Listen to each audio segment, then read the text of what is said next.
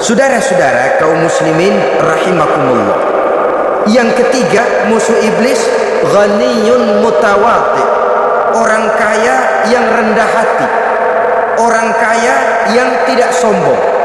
Kaya apa saja, baik kaya oleh karena ilmu, orang yang kaya karena ilmu disebut orang alim. Baik kaya karena materi, orang kaya karena materi dinamakan hartawan. Baik kaya karena kedudukan, orang yang kaya karena kedudukan dinamakan pejabat. Orang kaya yang rendah hati itu musuh iblis. Beruntung dia menjadi musuh iblis. Iblis tidak senang ada orang kaya tidak sombong, tapi iblis paling senang kalau ada orang kaya sombong. Lebih senang lagi iblis kalau ada orang miskin sombong.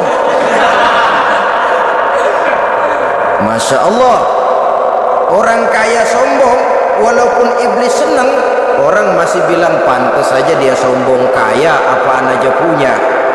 Udah miskin sombong, kira-kira yang disombongin apaan?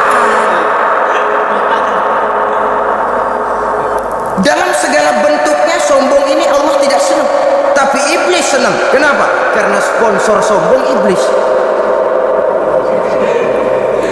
Kan yang pertama kali sombong iblis tuh.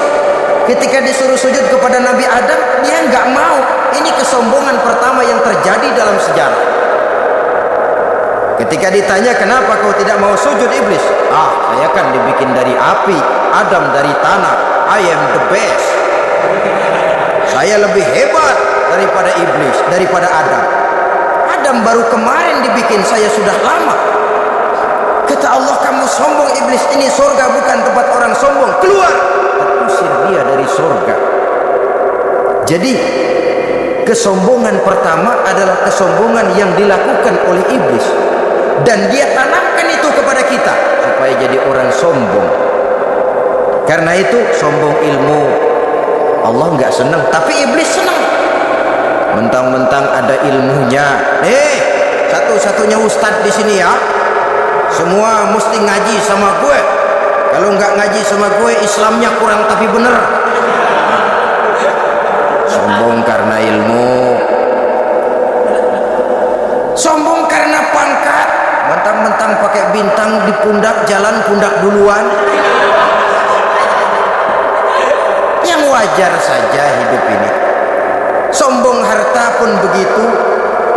Kaum muslimin rahimakumullah, orang kaya yang rendah hati dimusuhi oleh iblis, tapi dicintai Allah, dicintai Rasul, dicintai malaikat.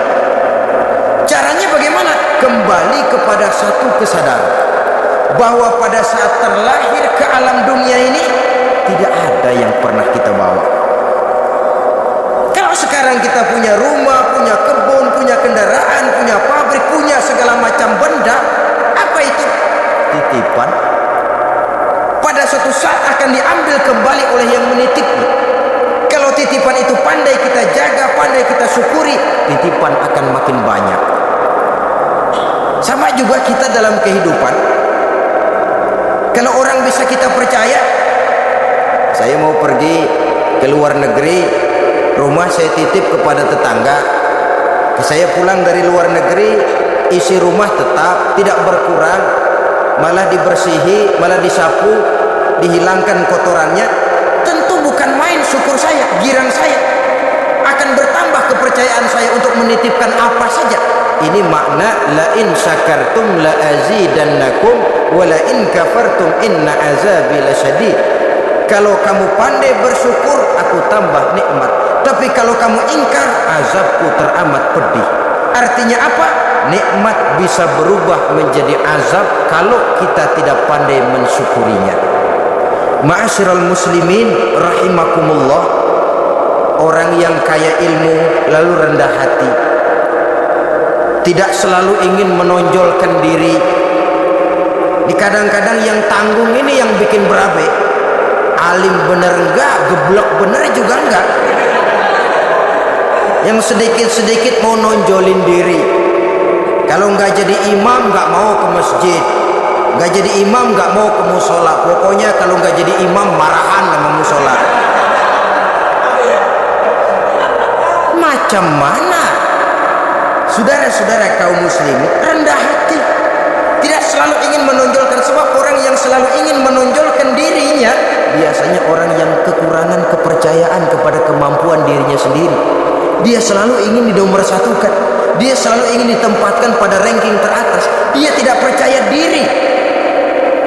Orang yang percaya diri dapat bersikap wajar dalam kehidupan. Begitu juga kaya karena harta, dengan menyadari bahwa harta bagaimanapun banyaknya titipan dari Allah, pada suatu saat akan kembali. Dia harus dimanfaatkan sesuai dengan kehendak yang menitipnya.